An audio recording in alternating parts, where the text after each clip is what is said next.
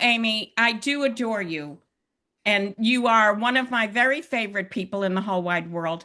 And I have always been impressed with you for a lot of reasons.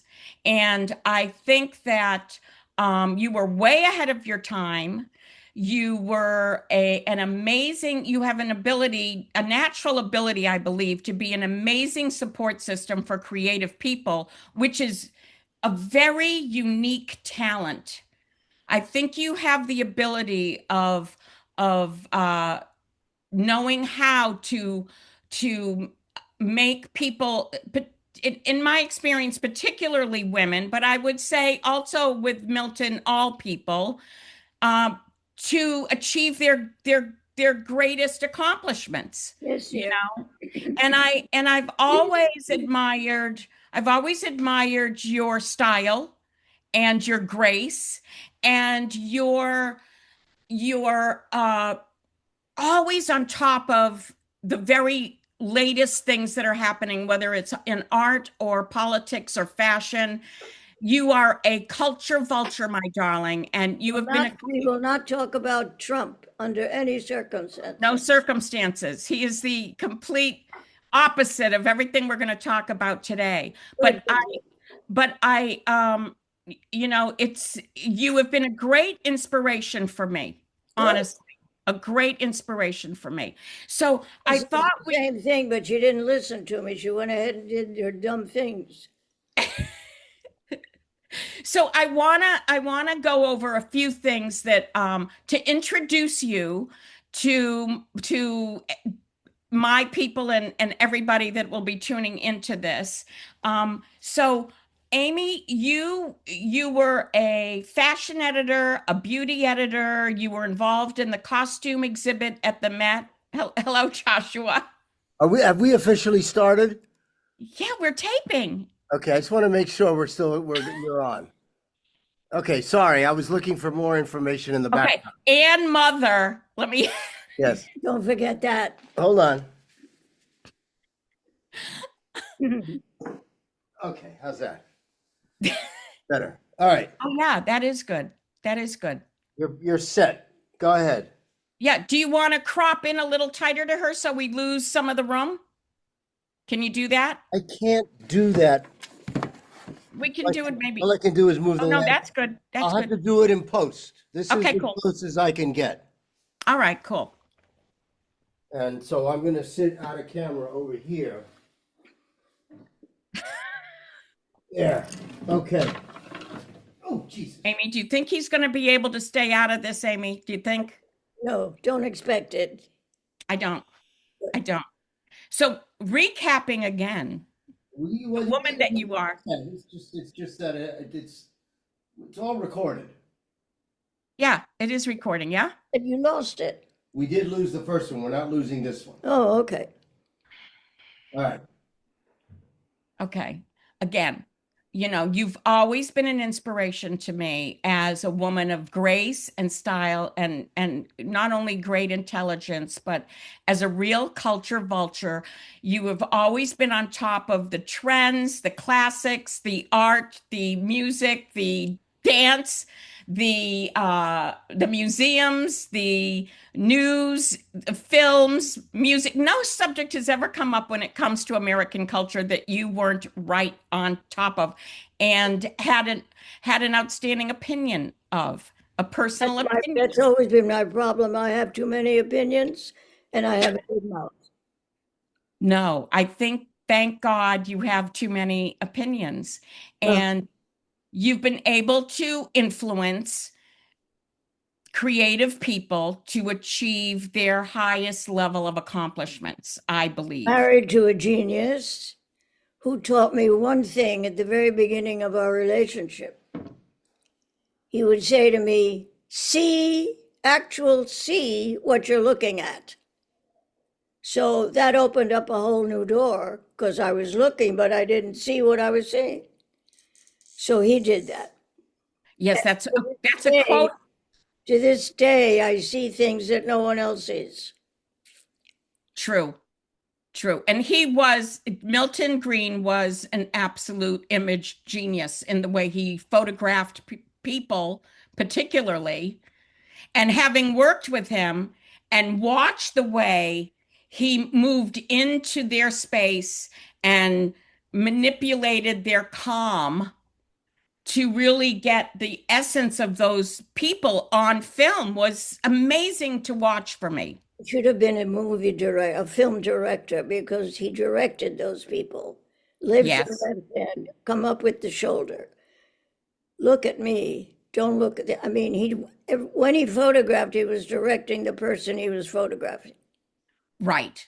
That's And not only the image we were getting on film, but he pulled them out because blank faces, you get nothing.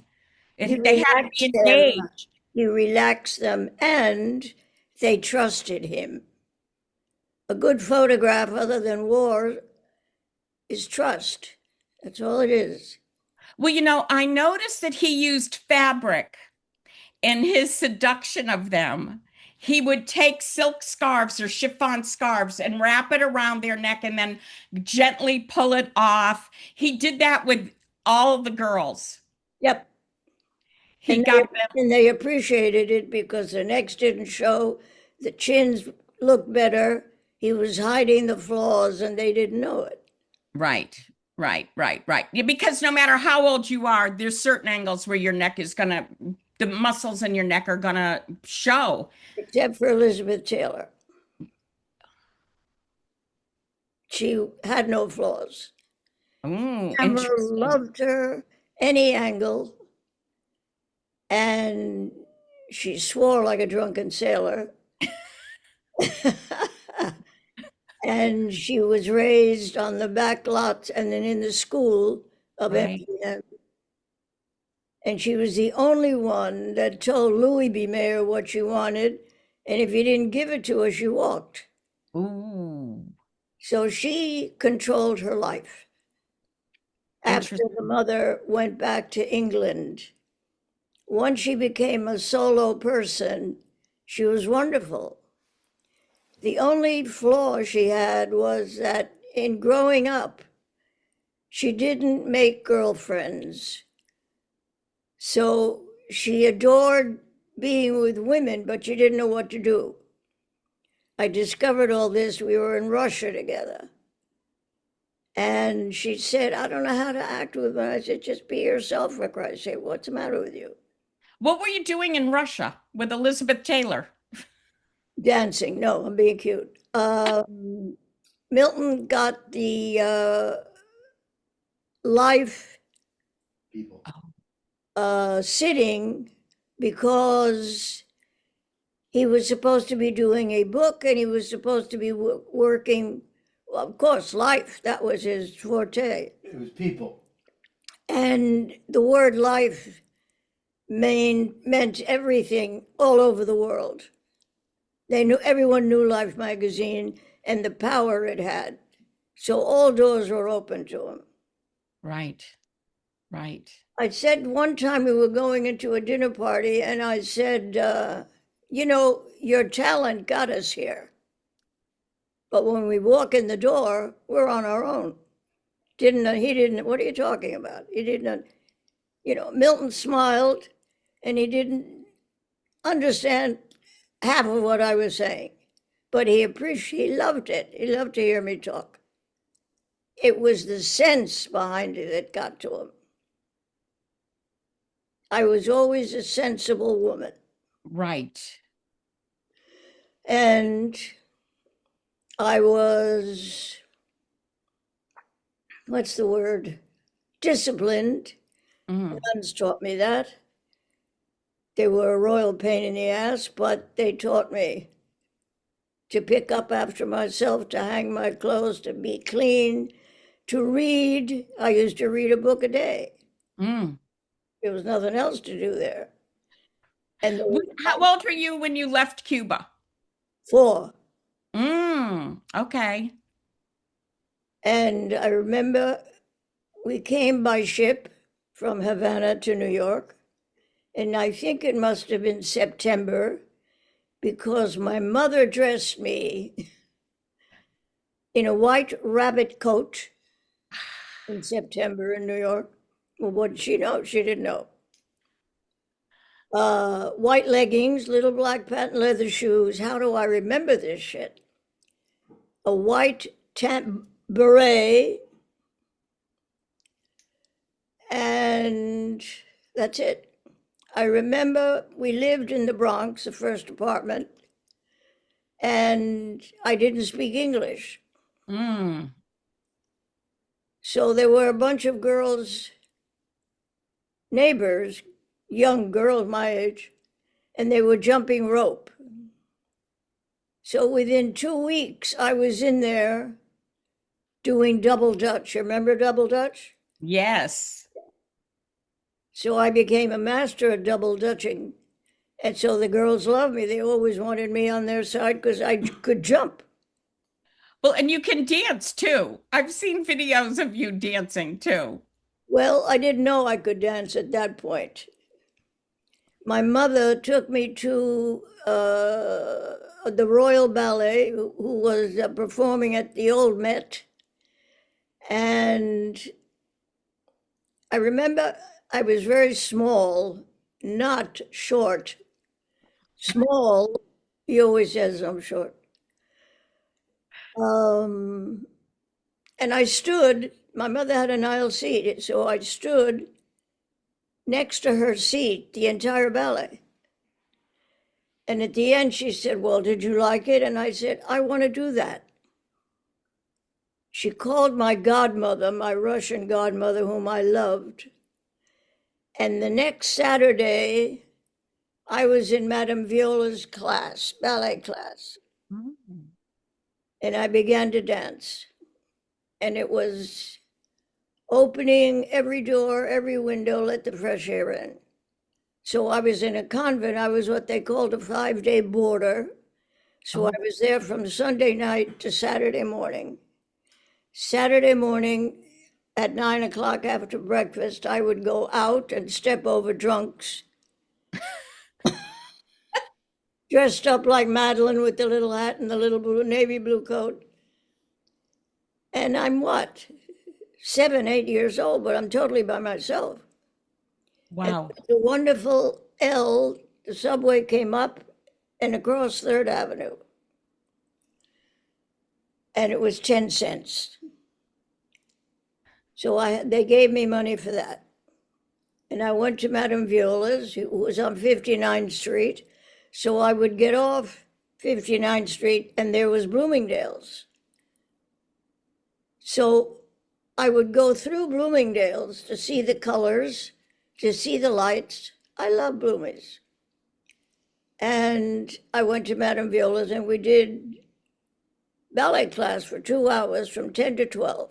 My mother would pick me up and I don't know what she had in mind. It was always a surprise.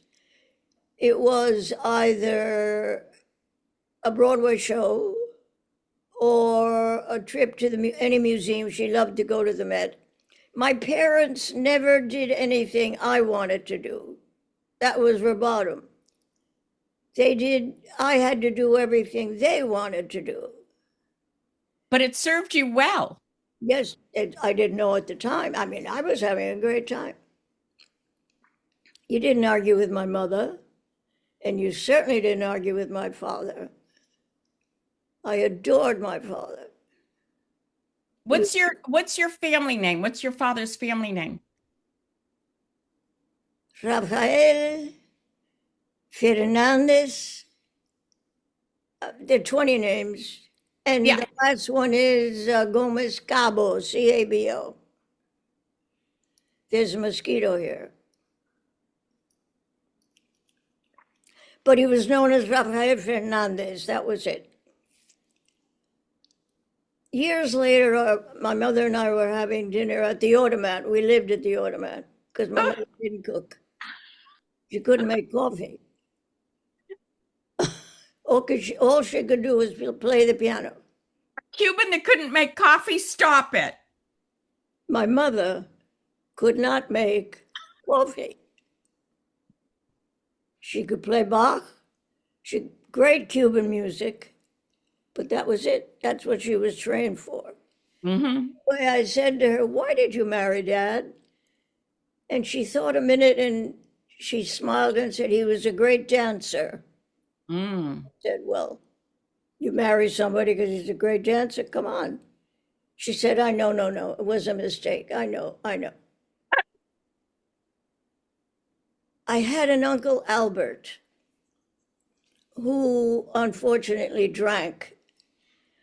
So if my mother hadn't gotten me tickets for anything on Saturday's afternoon, I was dropped off at the Seminole Apartments. How the hell do I remember that?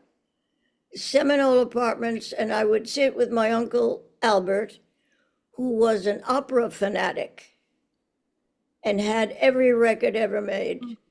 So I learned about opera from my Uncle Albert. Wow. He would tell me the stories, Mm.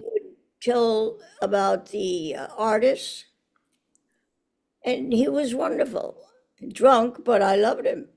Sure, sure. So when there was a time when Milton had asked me to go to the preview of the Sotheby's auction of Marilyn's personal items. Yep.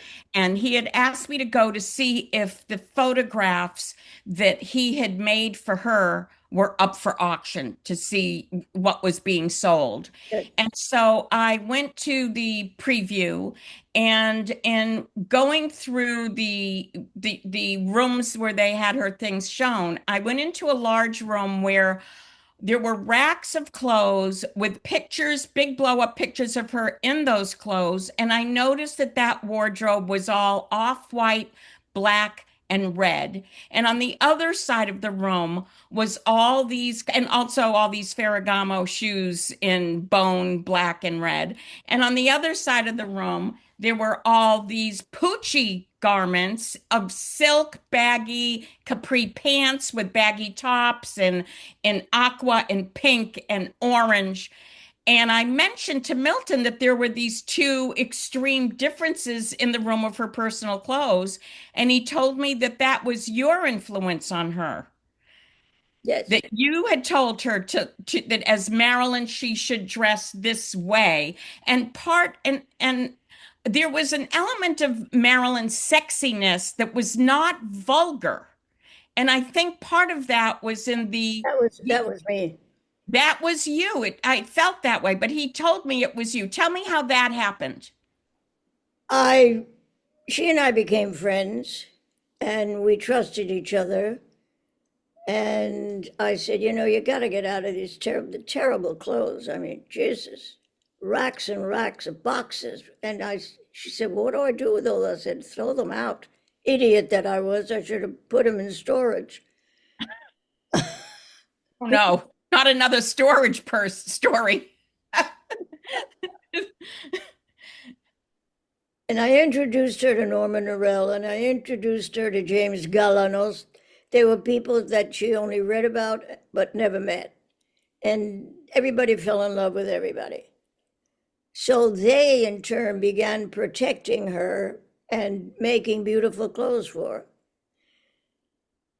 She had the favorite suit that Norman Norell made for her was black cashmere wool skirt and jacket with a sable collar. I mean, if she could have slept in that, because what in her mind, it gave her class. She was wearing sable and loving it. And I think there's pictures of her in that with a little hat, No, right? she'd There hated was it. a different one. Oh, she hated hats. She only wore hats on the set when Travilla or the designer Jean-Louis made her wear the hat. She didn't I- like hats. She didn't like jewelry. How about that? mm. But So so in meeting her, how did you come to meet her? when we were in Beverly Hills, Milton and I, we would go to Gene Kelly's house every Saturday after dinner, sometimes for dinner, to play charades. He was a fanatic charade player, Gene. And I was a very good charade player, of course, because of all the books I read. So Milton was not very uneasy when it came to charades. So he usually sat in a corner and talked to somebody. He brought Marilyn in to Jean's house that Saturday night. And you have to understand that she was a recluse. No one ever saw her except for publicity gatherings. When she went out, she wasn't out in a restaurant or luncheon for girlfriends, nothing. She couldn't handle that. When she went out, it was business. Tight skirts, high heel shoes, and her hair blowing in the wind. So everyone that was playing charades at Jean's house that night had never met Marilyn because she never went out. So everybody was intrigued. Everybody was very kind. They came up to her and they shook her hand and she smiled. She didn't know who they were, of course. And then it was my turn. And I said, come on, join the group. She said, oh, I couldn't do that in a million years. How can you do that? And I said, we're just making fools of ourselves. That's all we're doing. You don't have to graduate Harvard to do this. Just come on, join the group. Well, of course, she and Milton didn't. They sat in the corner. And that was also the first time that Gene Kelly met Marilyn Monroe. But she loved the evening and she was having a good time. And in intermission, she would sort of come over and, or they would go to her. So you knew with this group, Hal Prince, Stephen Sondheim, New York people were there playing charades.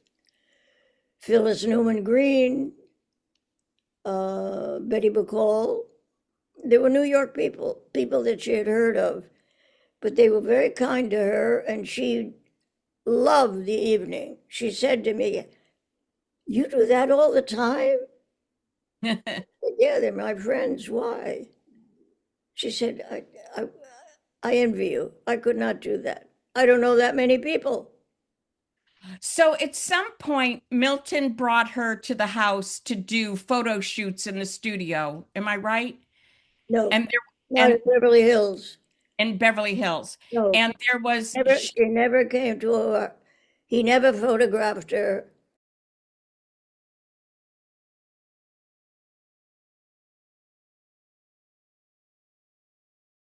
True. My girl was Audrey Hepburn, ah, who used to date Milton, and they knew each other, so they talked. Milton and Audrey talked a lot, and she would always ask for his advice. Milton was a great advisor of other people's problems. So Marilyn came to live in our house, and she was fine. She never gave me any grief. She said to me once, you intimidate me. And I said, you know how lucky you are that it's me who's intimidating you? Get a grip. No woman had ever spoken to her like, I mean, it wasn't that I was being facetious or anything. She was just a friend. I talked to her like I would talk to anybody else.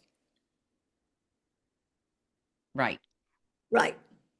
How did you come to advise her to keep her tone, the wardrobe tones neutral? How did you come to that decision with her? Because the clothes that she brought from Beverly Hills were so terrible. Ah, We went through each trunk that arrived. She had 6 trunks from Belkin. That was the moving company. And we put them all in the studio, in Milton's studio in Connecticut. And every couple of days we'd open one trunk, those wardrobes. wardrobe boxes, yeah. Yes. And she pulls out a brown suit with a white mink collar. And I said, oh, that's nice. And she said, "That's the suit I married Joe in. You want it?" I said, "No, it's not my style. But I'll give it to my mother. She'll wear it to church on Sundays." She said, "Wonderful." I brought back her sense of humor. She had a great sense of humor, and she was always a little embarrassed to be sarcastic or to think things logically. Her world was topsy-turvy. Oh, let's do this and let's do that. We would take her to parties, and we introduced her to Dick and Dorothy Rogers. We introduced her to the Bernsteins.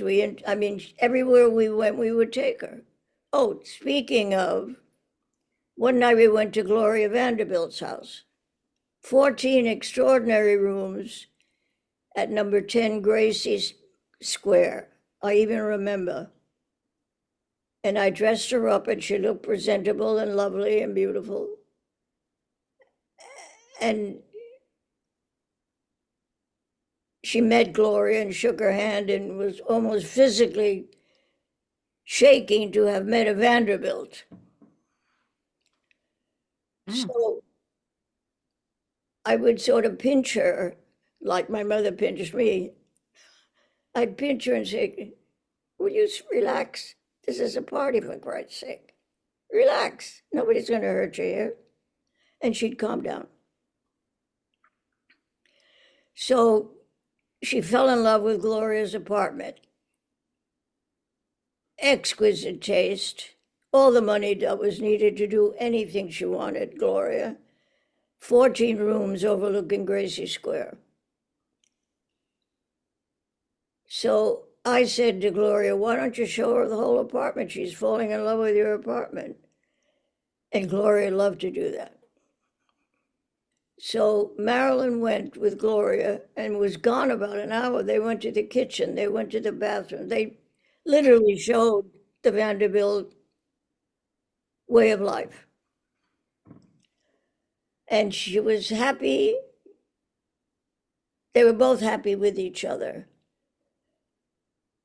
And she sidles up to me and whispers, "I want to sing." I said, "What?" She said, "Oh, we had brought I forgot to tell you, we had brought Sammy Davis and Julie Stein." And she said, "Tell Julie to sit at the piano and tell Sammy I want to sing with him." Okay. So I went to Julie and said, "You're on, kiddo. Marilyn wants to sing." He said, "Okay." And Gloria had a magnificent Steinway grand, what do you call it?